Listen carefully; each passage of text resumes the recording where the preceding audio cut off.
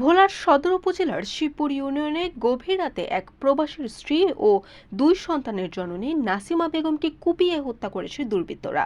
এ সময় তার 10 বছর বয়সী শিশু সন্তানকেও নির্মমভাবে কুপিয়ে গুরুতর জখম করা হয়। তোমার কোবাইছে কে? তোমার আম্মুর কি মেরে ফেলাইছে? কিভাবে? কে কে? একজনই ছিল, আর কেউ ছিল না? কি লাইট ধরানো ছিল তোমার ঘরে? আহত শিশুটি বর্তমানে ভোলা সদর হাসপাতালে চিকিৎসাধীন রয়েছে।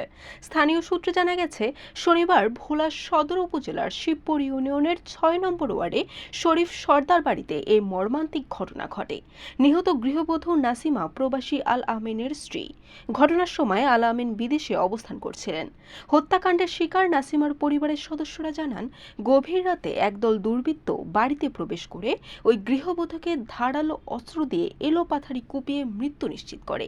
একই সময় তার 10 বছর বয়সী শিশু সন্তানকেও আক্রমণ করে দুর্বৃত্তরা। প্রাণ ভয়ে শিশুটি মৃত্যুর ভান করে পড়ে থাকায় কোনো মতে প্রাণে বেঁচে গেলেও গুরুতর আহত হয়। পরে স্থানীয়রা তাকে উদ্ধার করে দ্রুত ভোলা সদর হাসপাতালে ভর্তি করান। চিকিৎসকরা জানিয়েছেন শিশুটির অবস্থা গুরুতর। এই নৃশংস ঘটনার পর এলাকায় চরম আতঙ্ক ও ক্ষোভ বিরাজ করছে। এমন বর্বরোচিত হামলার ঘটনায় স্থানীয়দের মাঝে প্রশ্ন উঠেছে, আমরা কোন সমাজে বসবাস করছি? ফজরের সময় আমার ওয়াইফ সহকারে আমরা নামাজের জন্য উঠছি।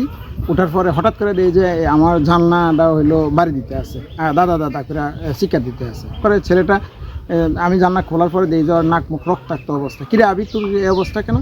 পরে আমি বললো যে দাদা আমার মারে মারে লাইছে, আমারে জামান নম্বরের পোলা জিয়াতে কোবাইছে।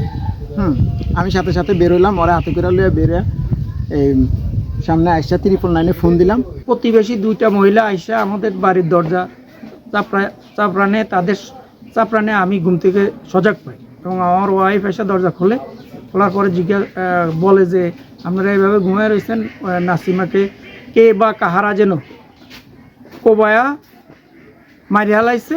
এই পোলার তার ছেলেটারও ব্যাপক কোবাইছে, এই ছেলেটারে হাতে করে নিয়ে আসছে।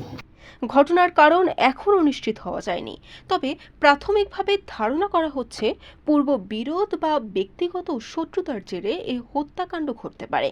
এ বিষয়ে ভোলা সদর মডেল থানার ওসি মোহাম্মদ মনিরুল ইসলাম জানান, ঘটনাটি গুরুত্ব সহকারে তদন্ত করা হচ্ছে এবং জড়িতদের শনাক্ত করে দ্রুত আইনের আওতায় আনার চেষ্টা হচ্ছে। এদিকে এই ঘটনায় এলাকায় শোকের ছায়া নেমে এসেছে। স্থানীয়রা দ্রুত অপরাধীদের গ্রেফতার ও দৃষ্টান্তমূলক শাস্তির দাবি জানিয়েছেন। বরিশাল নিউজ।